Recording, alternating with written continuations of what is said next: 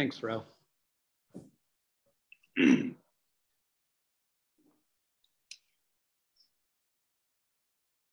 So the poem today is by Esteban Rodríguez, and it's entitled La Bota. I'd love to hear a couple voices read this, since it's just me leading this the whole time. So I wonder if there would be a Latinx or Latina friend that's on this call that likes to read, that would be willing to read this poem for us. If so, just you can say that in the chat. And if nobody offers, I'm glad to do that.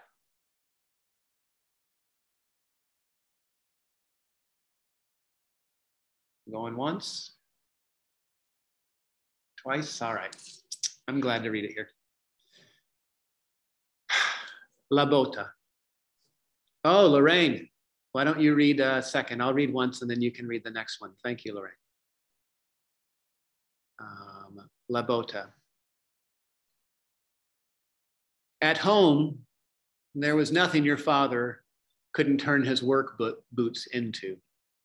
A hammer for loose nails, a prop to even stubborn tables and chairs, a weapon to end the lives of anonymous insects.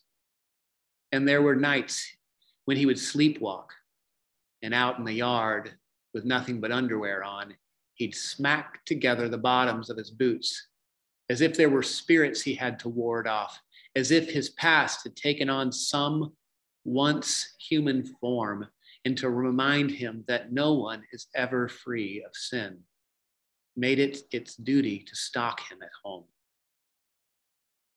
And though it lasted no more than a few minutes, and your mother would wake him up, bring him back in, you figured that the boots had done their job, that the reason he never used sticks, pots, or pans, or yelled at the top of his lungs was because he wanted the spirit to know exactly who he was, that he had every right to be at peace on whatever ground he walked.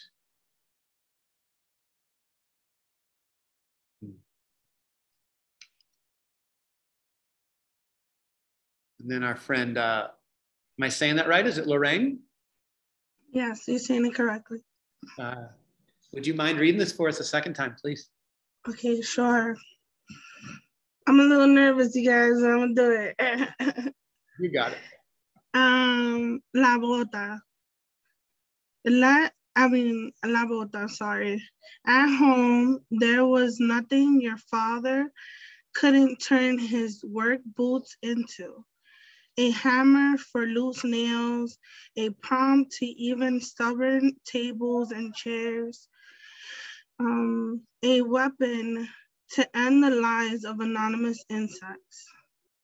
And there were nights when he would sleepwalk, and out in the yard with nothing but underwear on, he would smack together the bottoms of his boots as if there were spirits he had to warn off, as if his past had taken on some once human form, and to remind him that no one is ever free of sin, made it its duty to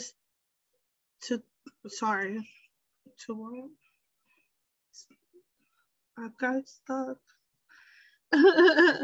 His duty to state, I don't know how to pronounce that, I'm sorry. It's okay, stalk him, yes. Stalk him at home, and through its last no more than a few moments, and your mother would wake him up, bring him back in. You figured that the boots had done their job, that the reason he never used sticks, pots, or pans, or yelled at the top of his lungs was because he wanted the spirit to know exactly who he was. And that he had every right to be at peace on whatever ground he walked. Sorry. Thank you, Lorraine. Nervous. No, thank you. So Esteban Rodríguez is a poet from Austin. He's actually originally from the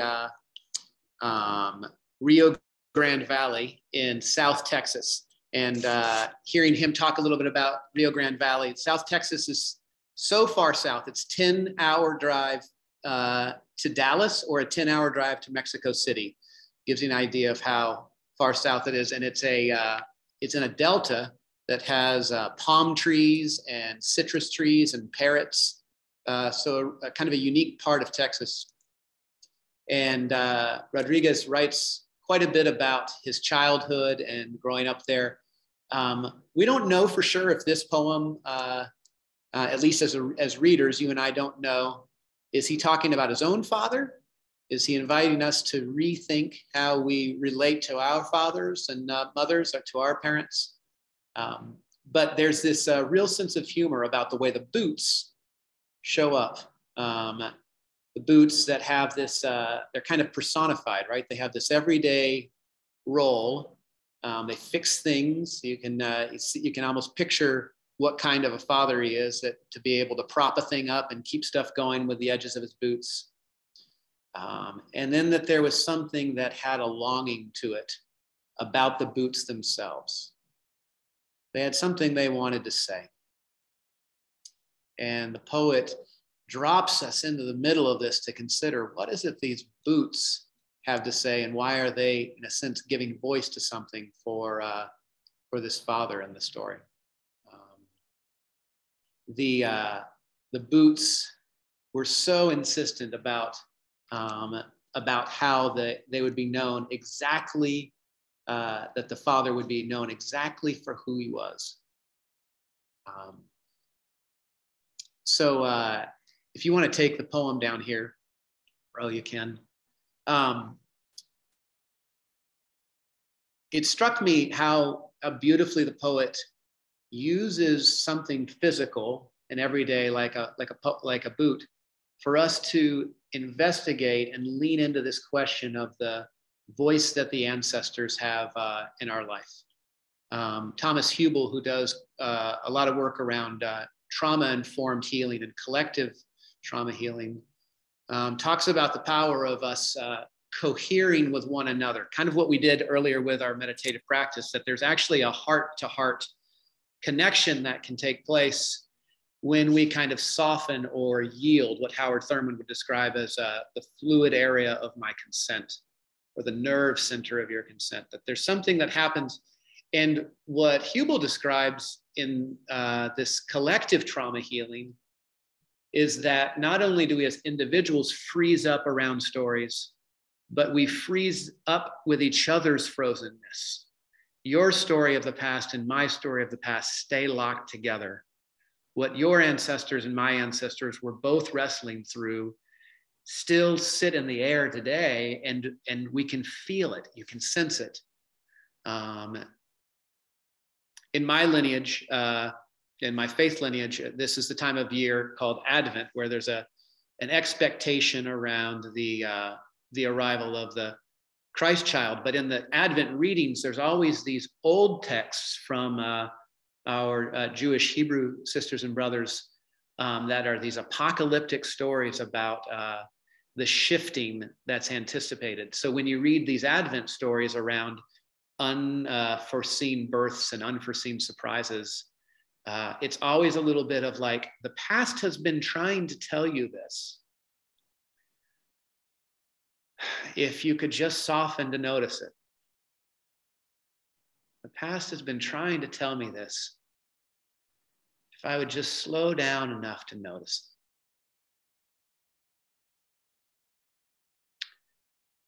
So I want you to think with me a little bit about the importance of your own ancestors. And maybe ancestor feels extreme. Maybe it is a parent that's still living, but you aren't able to ask them the question face on that you'd like to ask. And so you have to do a little bit of exploration. What is it that the work that was left undone by them that is ours to do? an image for me is a story. My dad, who's living, tells a story about being a child, one of 9 kids, and his and they were in rural Michigan, and they were really pretty strict about how many birthday parties folks could have, because there were so many kids and limited resources. So they could officially have a birthday party on year 5 and 10 and 15, and then by 20 you were out of the house anyway. So those were the only days you could really have a birthday party to have friends come over, and you weren't allowed to have gifts. And my dad told me the story sometime in the last 5 years that it was his 10th birthday party, and a friend had come and given him a bucket of little toy soldiers. And he said when everybody left the party, his dad, who would have been my grandfather, who is an ancestor for me now, who's not with us physically, said to him, "You can play with these tonight, but you're going to have to give them back to him tomorrow, because it won't be fair for your other siblings for you to have this gift." And in some of my own ancestor work, I've had to start to ask the question about what was it that was my grandfather's work to do? What was it that was his that he couldn't do, that is now left for my father to do? What is it that's left for me to do? As you're looking into your day and your work, as we look into the world around us, how are our ancestors present to us? What work is ours to do that they couldn't quite do? And how do we hold a place of, like, there's just great reverence here in Rodriguez's poem about the unworked out stuff of his father's life, and the insistence and the audience to these boots, the people in the neighborhood and the mother and the young man, or the child, and that's the speaker in the poem, or the spirits that are listening to these boots as they clap, clap, clap.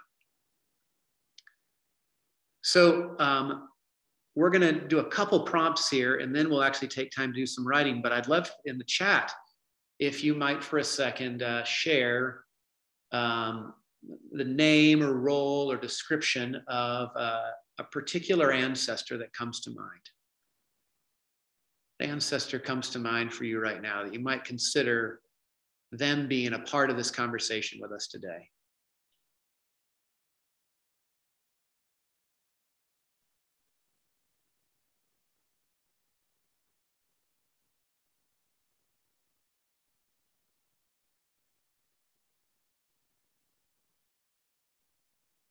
My grandpa. Mm-hmm.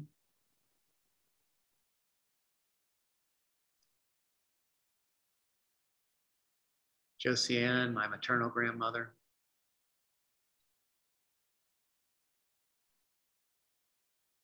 Mitchell, Flory, mother and grandmother. Father, my grandpa. Pat, my grandma, Pat. Mm-hmm. My grandmother, who had sweets in her pocket and offered them to me.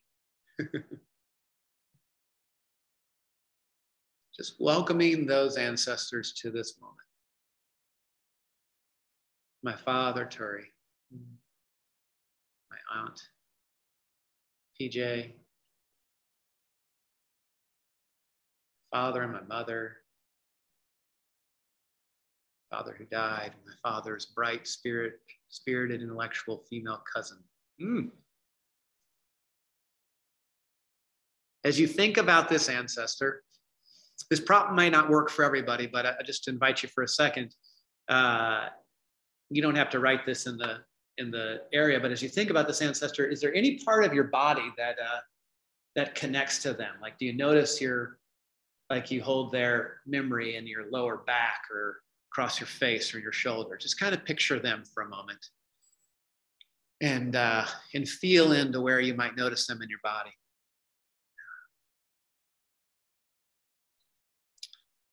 And then here's the second question. What tool or object might remind you of this ancestor?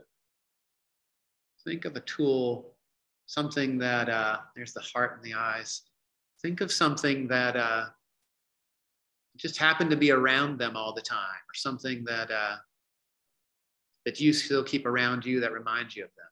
What tool or object comes to mind? Maybe it's something they would cook.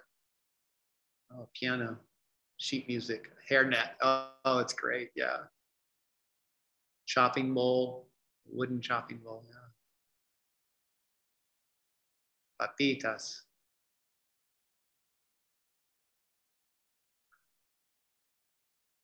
That's great. Papitas are pumpkin seeds. Yeah. Is that right? Yeah. Oh, powder compact. Look at that. There we go. Jacks, playing with jacks. Oh my goodness. Vivid memories and images. Think about the color of these objects. Fried potatoes for breakfast. Oh, thanks, Gracie. Prayer beads. Think about the color, the weight of these, the texture. Is this object something old or new? What material was the object made out of? What's the smell? Was it something that was conspicuous in the room, or is it as inconspicuous as boots?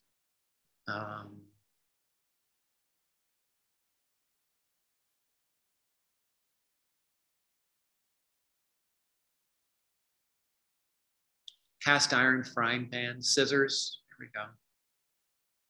So if we follow this poem here, what Rodriguez invites us into is not just recognizing that object and the object's relationship to this ancestor, but also then this moment where his father is sleepwalking. Just imagine this a time when your ancestor was working or walking outside of the kind of everyday awareness. That kind of aha moment might have struck them, or they just weren't totally online, right? When you're sleepwalking, the regular inhibitions are gone for a minute, and something really big is like something hidden can be revealed. Not necessarily really big. Maybe it's something that's been shy. Maybe this happens at a moment when they walk in and see something in nature and it leaves them slack-jawed. Maybe it's at a time of loss. Maybe it is sleepwalking. Maybe it's as they decide to journal or whatever, but there's a time where something is alerted to them, and that what comes to their awareness, my goodness, they want the spirits to know it. They want the spirits to know it. In the poem, Rodriguez says he had every right to walk on this earth, to be at peace with it, whatever ground he walked on. So here's the prompt I'd like us to take some time to write on now. And that is, what was the message or job of this tool or item? What was the message or job of this tool or item? How would you have known if it did its job? The boots in this poem had a clear message, and they became kind of a messenger or a patron saint or a talisman, a gift to the father to say something that yelling or hitting pots and pans or demanding it he couldn't have otherwise said. So let's take, Ro, does that work? We take 10 minutes now Yes. to drop into writing this, and we'll come back together. Sounds good.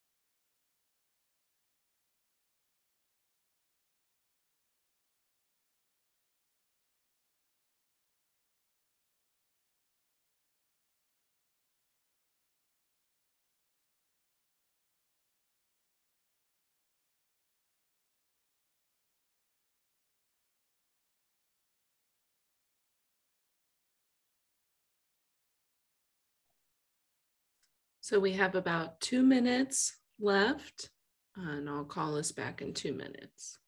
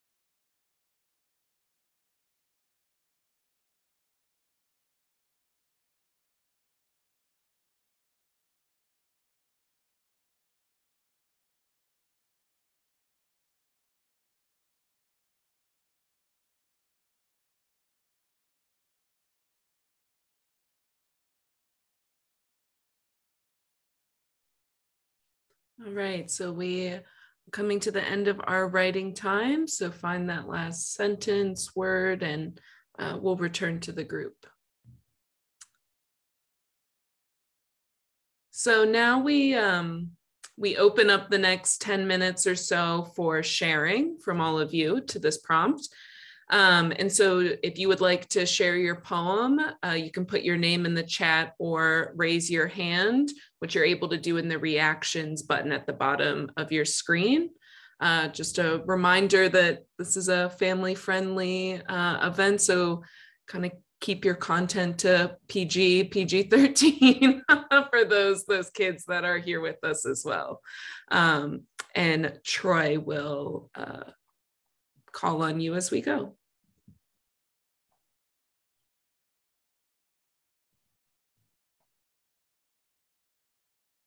I'm muted. All right, Deborah, let's hear from you, and then we'll go to Sarah next.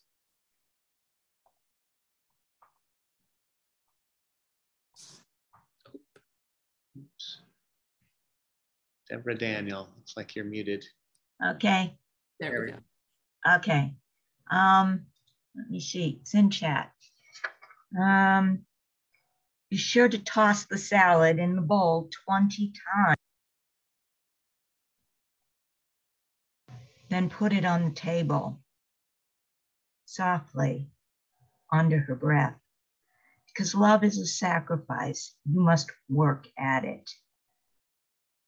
Then, on her deathbed, the words garbled by pain medication and dementia. Did you toss it 20 times? Then put it on the table.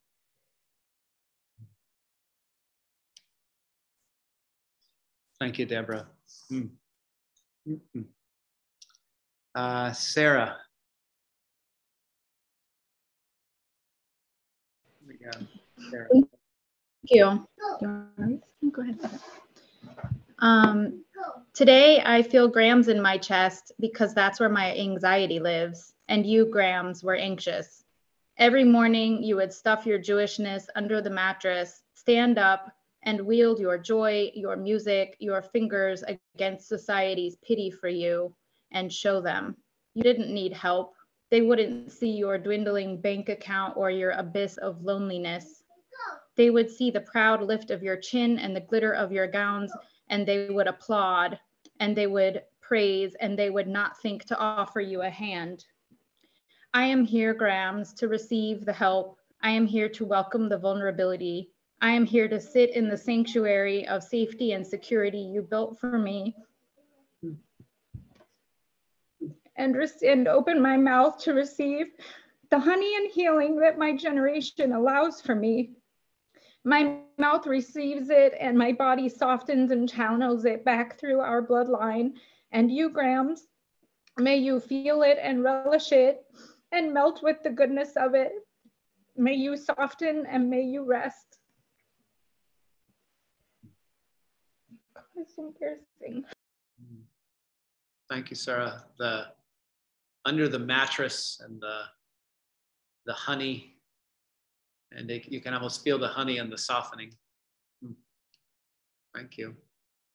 Let's go with Sheila and then Josiane. Thank you. The work would get done, regardless the pain in his fingers, the calluses on her palms. 7 slices of bread were set out on the table, the last quarter of the butter on the dish, for whichever child woke first to the smell of the loaf baking in the oven. The sun wouldn't be quite awake yet, the stars clearly visible to count as he hauled a bag of soil over his shoulder, bent into the mulch, pried open the bushes, and picked what was ripe. Paid by the pound, he imagined what the fruit would taste like in his wife's bread, the warmth of their bed.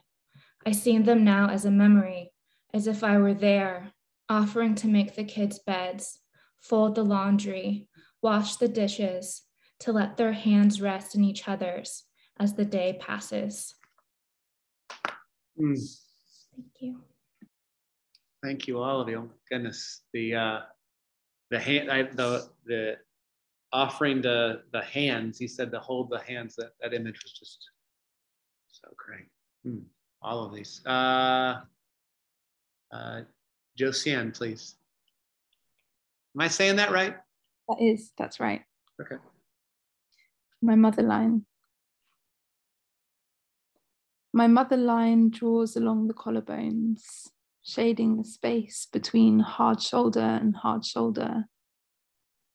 Sockets in rotation only to bring eyebrow pencil in soft shades of stain onto the skin above blinking eye. Staring back at the woman staring back at the woman staring back. Watching my mum face the sunshine and floor to ceiling glass door, perched on the end of a bed, made and unmade every day. Holding a small mirror delicately as she marks her face with mere gesture, a suggestion of what her own mother might have looked like, not realizing that patterns aren't drawn in pencil.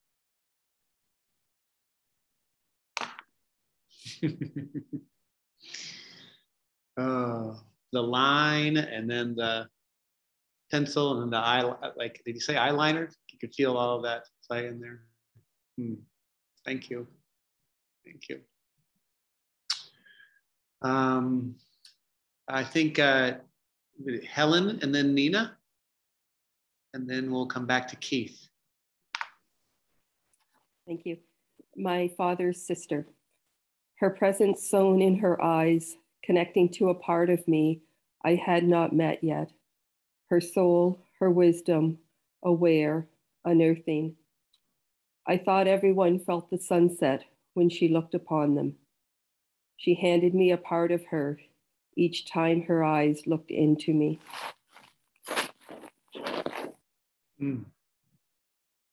Thought everyone felt the sun, handed me a part of her, felt the sunset. Thanks, Helen. Nina.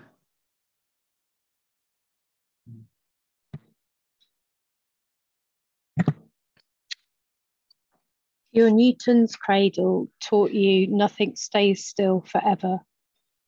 In World War II, you were momentum. In retirement, you conserved your energy and waited. When the diagnosis struck, you were a stationary sphere, 62 years young and waiting. That steady click of life being counted, the velocity of truth you knew would keep swinging long after you. Life as a mathematical equation, your chances printed as smaller than a decimal number. Cancer as a compression wave, spread its impact into all our lives. As children, we never saw it as a puzzle to solve. We learnt loss. You never minded us playing with it, even though this talisman was never a toy. It was your kinetic life, waiting to slow each collision into stillness. Wow, thanks, Nina. The cancer as a compression weight. My goodness. As your own talisman. Did I miss Faith? Were you going to read as well?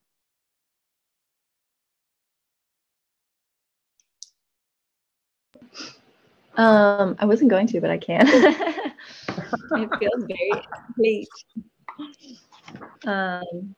Okay.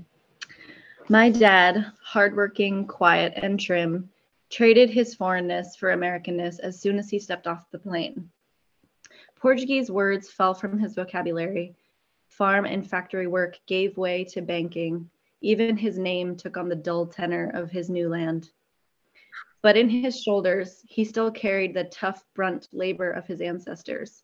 And every so often, they would come to visit him in his workshop. He purchased many tools over the years to furnish the place, but it is the planer I remember the most. The steely sound ringing throughout the house from the depths of the basement dungeon. At the end of the day, he emerged, sawdust floating in the air, clinging to his hair, his long-sleeved shirt and boots. The Zen moment of him in his workshop, planing for his ancestors, covered in the orange sawdust of their ashes. Thank you. Goodness. I can hear the planer. I never even would have thought that there was a sound a planer makes until you said it. Absolutely. Oh my goodness. Keith, I think I had you queued up earlier. Can you, you still like to read?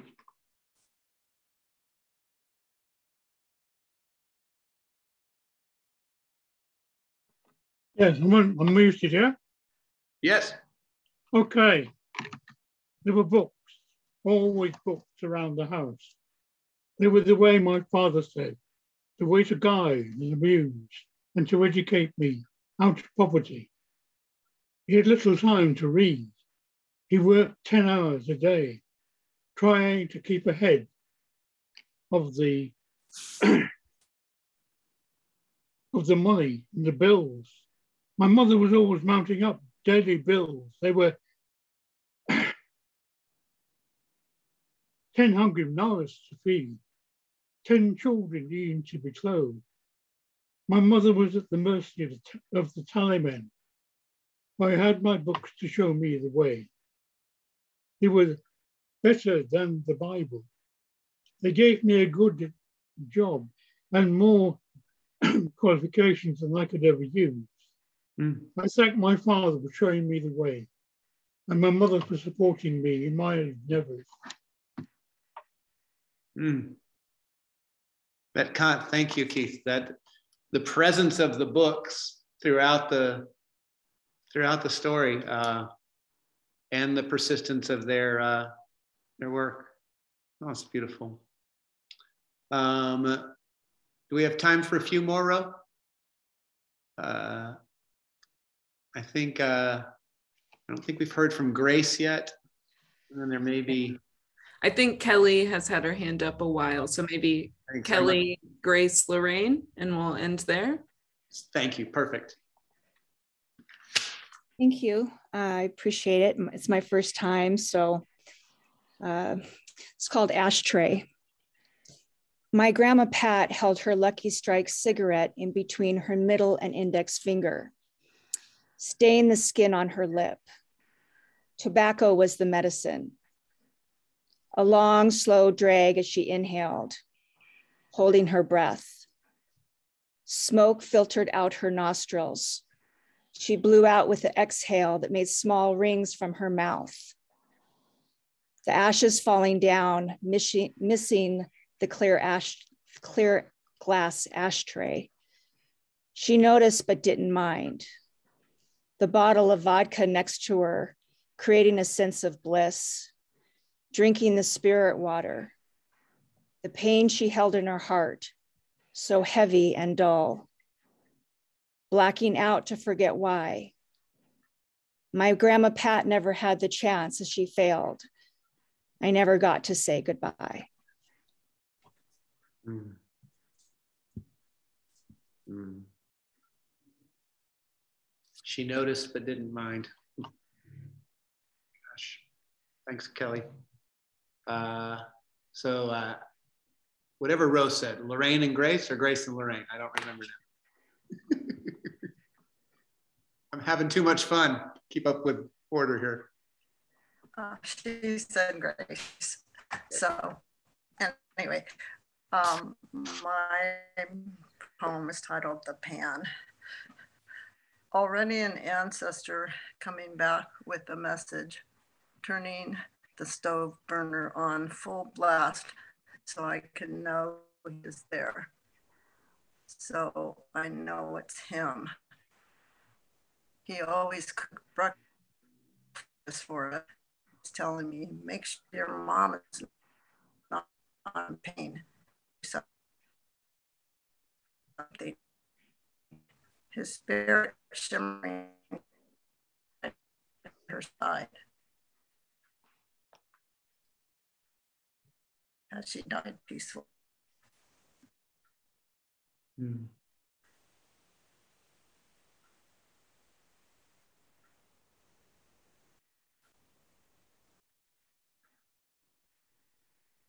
Thanks, Grace. I think that came in and out some, but he always cooked breakfast for me, and that image of the it's almost like I can picture when you turn the gas on, the way the wind starts to hit it as a type of presence there. Lorraine, would you read for us? Okay. So this is titled Spiritual Cleansing. One day I decided to write all my poems in one book. From the age 11 and up, the book was purple with the imprints of butterflies, first used in June 2013.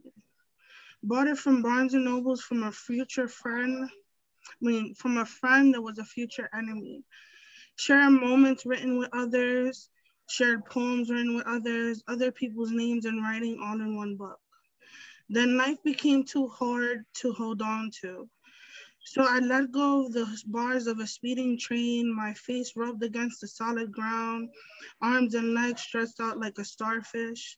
Here I was, lost in the wilderness. As the train looked smaller, my fears became bigger, so I decided to clean. Clean all that would affect me. Clean all that I thought was a waste. Clean all that seems to stand out too bright for my eyes. Anger began to rise, as if the cleansing became a spillage of gasoline. See, I began to throw things out. Clothes, stuffed animals, Bible study guides, things that I've held on to for years. And I began to mop the gasoline, spreading it on the floors and walls, waiting for someone to turn on a lighter. Here I was, lost in an emotional thunderstorm. I must have felt like torturing my future self for allowing the recklessness of being free being taken too far. Why do you say? Because my beautiful life of poems and writings and just the legacies of my past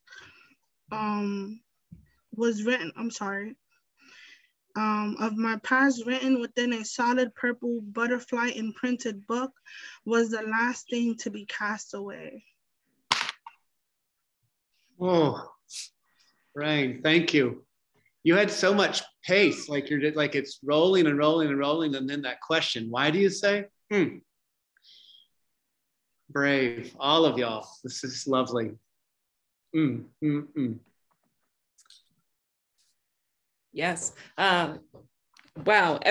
I think my words are at a loss after hearing all of this. And thank you to all who shared and for all of us holding the space for us for this hour of contemplation. I just have a few housekeeping. I know we're going to go a little over, but we'll have another gathering in a month. It's on January 26th. And before then, something I want to plug is that the Well, we're having a New Year's Day virtual event. It's called True Body New Year, and Stacy will be leading that. And it's a very experiential of mindfulness, somatics, body sensing. And so I'll include that in the follow-up email. Thank you, Troy, so much for leading the discussion and the prompts. And I will hand it back to you to read the poem one last time. Thanks, Ro. Thanks, all of you. Goodness. La Bota, written by Esteban Rodríguez. At home, there was nothing your father couldn't turn his work boots into. A hammer for loose nails, a prop to even stubborn tables and chairs, a weapon to end the lives of anonymous insects. And there were nights when he would sleepwalk, and out in the yard with nothing but underwear on, he'd smack together the bottoms of his boots as if there were spirits he had to ward off, as if his past had taken on some once human form, and to remind him that no one is ever free of sin, made its duty to stalk him at home. And though it lasted no more than a few minutes, and your mother would wake him up, bring him back in, you figured that the boots had done their job, that the reason he never used sticks, pots, or pans, or yelled at the top of his lungs was because he wanted the spirit to know exactly who he was, that he had every right to be at peace on whatever ground he walked.